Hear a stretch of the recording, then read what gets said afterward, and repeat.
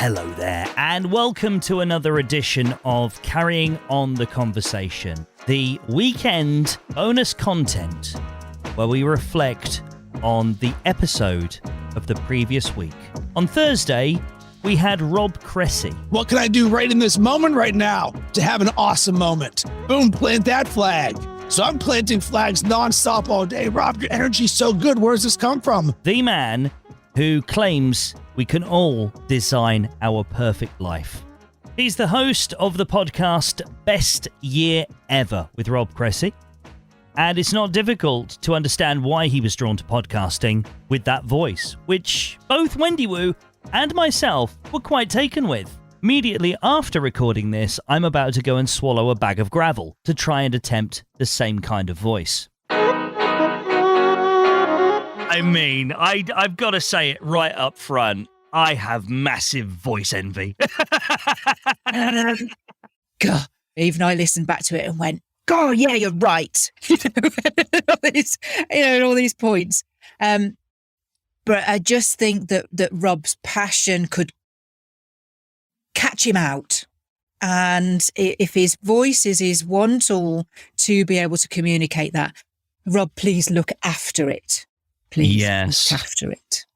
Relatable. I mean, to be honest, as your listeners might know, or possibly not, my background is radio, and we did start out when we're young doing that whole, really projecting, because that's what you hear other radio broadcasters doing. But what they don't tell you is those radio broadcasters that you hear in certain radio stations are not doing it correctly. And then it's only when you sort of get the breath work and you work with voice coaches and they say to you, no, don't really project it, just come from the diaphragm, but gently and give air to it. And that's when you then get the slightly air-filled voice, as they call it, which is a bit more relaxed. And you don't have to force out, and as long as you enunciate. And I totally relate to what you're saying. I think it's it's the excitement. I mean, myself, I remember being on the air and going, I'm really excited. Now I'm going to just shout everything. And it's only when you take stock and you go, no, what I have to say is a value, and I don't need to shout it louder to get that value across. I just need to be natural. So I totally get what you're saying, but it doesn't take away from what he's, the advice he's giving. He's giving some incredible advice.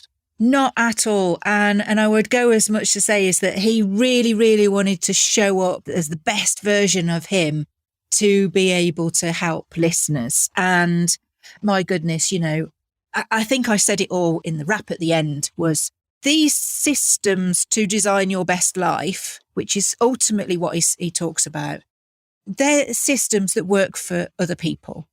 And ultimately, what works for one person might not work for you. But go explore, go try as many as you possibly can until you find that combination of things that works for you. I saw a post on LinkedIn that was like, I start my day at 5 a.m. And how many times do you hear that? I start my day at 5 a.m., which means I'm in the success club. Well, I start my day at 6 o'clock in the morning because I have to take the dog to find some grass to have her first wee. It's not, if the dog didn't need to go out first thing, I would still be in my bed until 7:30 because I like my bed. So sometimes our morning routines are a necessity and a design of what's going on in our world, not necessarily because that's what we would like. I totally get it. And what I really liked about the episode, and you're right, it's about handpicking the stuff that you're going to buy into. I totally get that. And what he's talking about almost is a slightly more clinical and purposeful version of manifestation. That's essentially what he's doing. He's taking the manifestation, cosmic ordering, the secret. Couldn't believe all the people who knew this. They were the greatest people in history. All I wanted to do was share the secret with the world. All those other formulas that, that have sold millions of books worldwide. And what he's done is he's gone to the next level and said, okay, we're not going to worry too much about how this works. We're going to talk about how to get it working, which for me, that's been the missing link, which, there are so many podcasts about manifestation. You can lose count. But this is what I liked about it was he was saying, this is the formula for it. You have to sit there, close your eyes for 30 seconds and essentially put your shopping list out to the world in what your day looks like. And I really love that. I thought it was brilliant. Yeah, it's kind of that be in the moment that we all forget to be in the moment of, isn't it? Because we're always projecting to the future of whatever it is that we're looking to achieve. And we forget that just here right now, look at what we're achieving right now in having a conversation. Well, there you are. Another episode of Making Conversations Count, the weekly podcast hosted by telemarketing trainer and expert Wendy Harris. And if you've not yet had a chance to have a look at the website and see all the other previous guests that we've had on the show, go to makingconversationscount.com. And while you're there, why not scroll all the way down to the bottom and click Sign Me Up so that you can make sure you get your weekly updates on the show.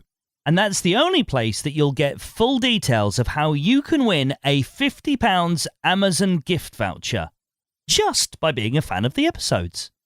Can't say fairer than that, can we? Whatever podcast app you're listening to this in, make sure you click the follow. If you're on Apple Podcasts, that means you've got to hit the 3 dots first to reveal the button. If you're on Spotify, click the button that's right below the artwork. We're also available on Good Pods and Podchaser, and please do leave us a review there as well. Until Thursday then, when we'll be featuring David Holland.